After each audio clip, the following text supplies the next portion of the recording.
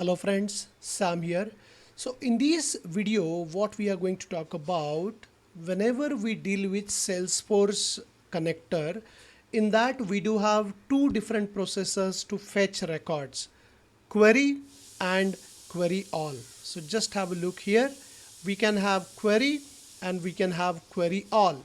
So what is the difference between these two? Now let us talk about query first. So let me show you the Salesforce Query Processor project. I created one POC where I'm fetching the records from this Salesforce account. In Salesforce, I do have employee custom object and these all records are there. So how many records are there? 13 records. Now, whenever I run this project, so using this query, I just wrote that SOQL statement inside this query. So select employee ID, CNAME, employee ID, name, salary from employee, that SOQL I have written. And using for each scope, I'm just printing each record. Okay, that's what I'm doing. Now I deployed this project, it is already deployed.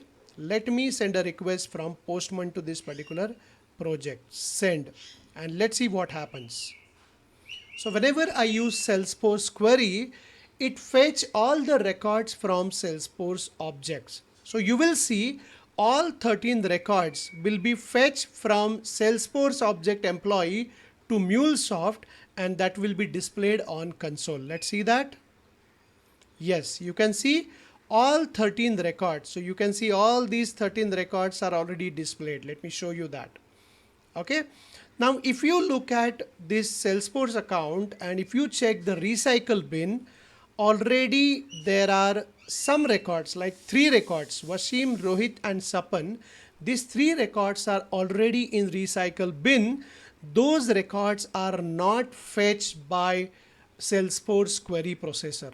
Just check it, that 3 records, so Wasim, Rohit and Sapan, that 3 records are not appearing over here. So whenever records in the recycle bin you don't want, then you have to use Salesforce query processor. Now Salesforce query all, whenever you want all records including recycle bin as well. So what I do, I just replace this query with query all. So let me delete this query and let me take query all over here and let me just configure it. So connection config is already there. Let me put select empid underscore underscore c, then name, then salary underscore underscore c from employee. This is what my SOQL, and that's what, save, and let me see what happened. Now of course this query all should be outside for each, that should not be inside for each. All good. And other thing is as it is. Let me save this and let me wait till it get redeployed. So this project is getting redeployed.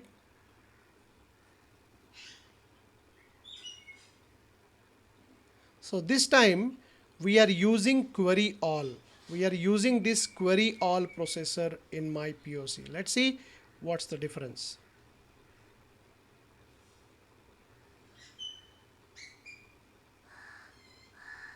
So let's wait till it's getting deployed.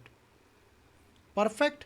Now let us send the request from Postman, send, and let us check over here. So I already sent a request from Postman, and have a look on all the records which are fetched. Now here you can see this Wasim, Sapan and Rohit. These 3 records are already there. So what is the difference between Salesforce query and Salesforce query all?